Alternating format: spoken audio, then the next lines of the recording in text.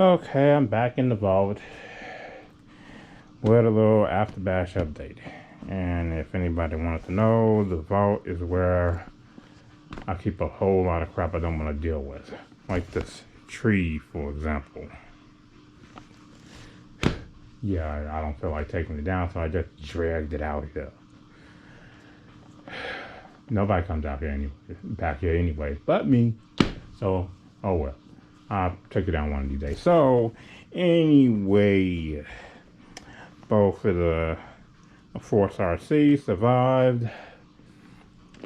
They pretty much have the exact same setup, except that one has the 16 tooth pinion and this one has the 19 tooth pinion.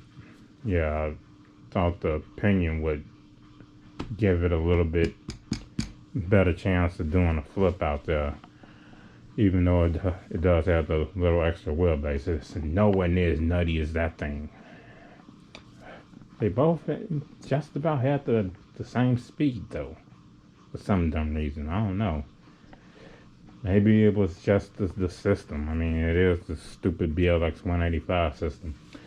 I would love to put a better system in it, but these are budget cars, and budget cars need budget stuff. So they both survived completely, and I went out there and just tried to tear this one up. Landed it all over the place. So yeah, this is what I'm looking at when I come to look at these two trucks. They both have pretty much the same stuff going on. Yeah, I made these guards for the snow that pretty much worked. Yeah, it kept snow out of them some kind of way. I mean, there is some wet in that one, and this one did have some wet in there too, but it was no snow. Okay, so this one has the buggy chassis, and this one has the stock Force chassis. Now, yeah, so lining up wheel to wheel, this is just how much longer the Epidemic is from the buggy mud record. So we have your Armor Clone, the Creighton mess, even though these trucks actually came out before the Armors did, what I'm talking about. Yeah, FS Racing was China's version of Offset from Hobao a long time ago, and they still exist out there. But yeah, these trucks run 6S straight from the box out there.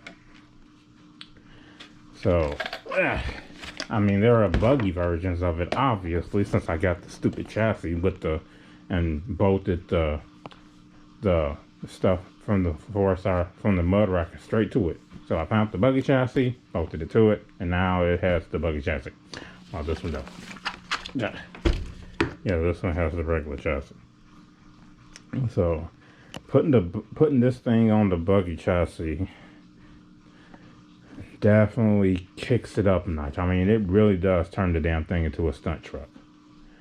And while it's nowhere, and since the Epidemic and Mudraker do have the same chassis, I mean, they're not really as long as your typical A-scale truckie, but they're not in that outcast territory, while this one is in the outcast territory since it has the buggy chassis.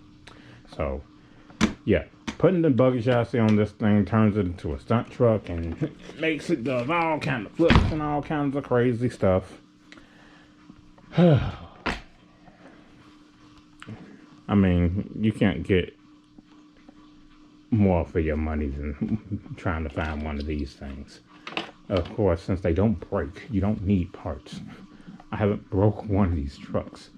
I mean, the most thing I've done to one of them is I even shrunk the chassis down more, which was kind of a mistake because I kind of ran into horrible stability issues with everything. I mean, I shrunk that one down to your typical 10th scale monster truck chassis.